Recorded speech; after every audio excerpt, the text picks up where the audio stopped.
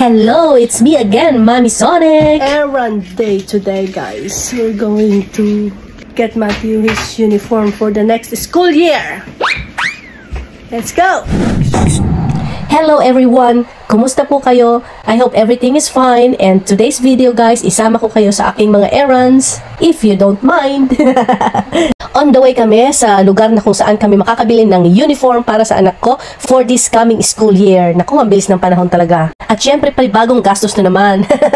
At ayan, napadaan patuloy kami sa hospital kung saan ipinanganak ang aking anak. It brings back memories tuloy, guys. Yan yung panahon na lahat na yata ng emosyon ay naramdaman ko. Excited, takot, nervyos. Syempre, ikaw ba naman, magsisilang ka ng kaisa-isa at kauna-unahan mong anak. Lahat ng mother dyan, alam ko, nakaka-relate kayo. Giving birth is such a roller coaster emotion. But in the end, it was worth it. Ang una nating errand ay palpak, sarado pala guys. Kasi itong week na ito, nagsara sila ng Saturday dahil Memorial Day sa Lunes. Kaya ginawa nilang 3 ang holidays nila. Anyway, let's try something else guys. Meron pa tayong ibang lakad. Coles, there, Coles. At ito nga yung ating pangalawang lakad guys. Daan muna tayo sa Coles. Coles is a department store. Ayan, maglalakad tayo sa loob. Wala pa kaming plano kung anong bibilhin namin. Titingin lang muna kami. Doon lang kami makakapag-decide kung anong mabibili namin guys. Kasi may mga coupons kaming dala. Tipid-tipid lang pag may time. Yeah, I think it's time to change your old one. Can I challenge you to dance? At pagkatapos nga sumayaw ni Mr. Pagkatapos naming mag-shopping sa mall, ay ginutom kami, guys. Kaya nag-decide kaming mag-drive-thru sa Chick-fil-A naman this time. Okay, yum, ang sarap-sarap guys ng mga pagkain sa Chick-fil-A.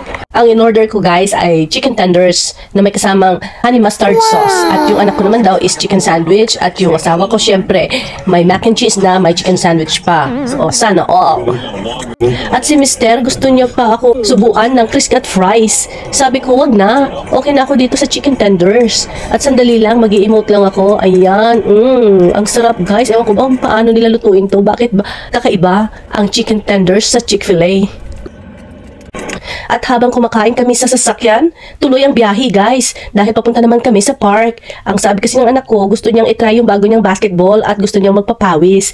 O sige, ako rin kailangan ko na rin magpapawis. So habang maglalaro siya ng basketball, ako at si daddy ay maglalakad para makalose ng calories.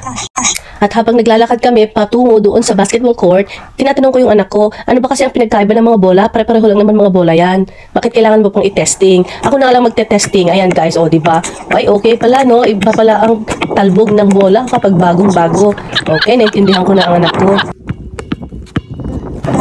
At nandito na nga kami guys, naghanap ako ng lamesa at upuan ko habang papanoorin ko muna sandali yung aking mag-ama na maglaro ng basketball. Sabi kasi ni husband, magpapawis din daw siya konti lang sa basketball, then sasamahan niya ako mag-ikot-ikot at maglakad-lakad. Siguro mga 1 lap, 2 lap, 3 lap, ewan natin kung hanggang kailan ang kaya ni Mami Sonic. Mahina na ang mga tuhod ko guys. Uy, may namamangka pa doon guys, oh, pwede pala yun. Cute ha. At ayan na nga, nag-umpisa na kami maglakad guys, o diba? Track and field dito paikot-ikot lang kami, ayan oh. At doon sa bandang dulo doon, nandun yung anak ko. Kitang-kita pa naman namin kahit malayo. At sa paglalakad nga namin, may nakita kaming mga goose, geese, ano ba to?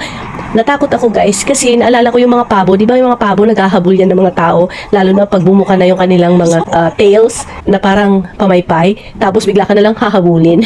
At ayun na nga, napasayaw pa ako guys kasi ang ganda nga naman ng panahon. At nagpapasalamat ako dahil nakapag-exercise na naman ako. Ayan, mag-emote-emote pa ako guys. Tingnan mo, ang ganda ng clouds, ng sky.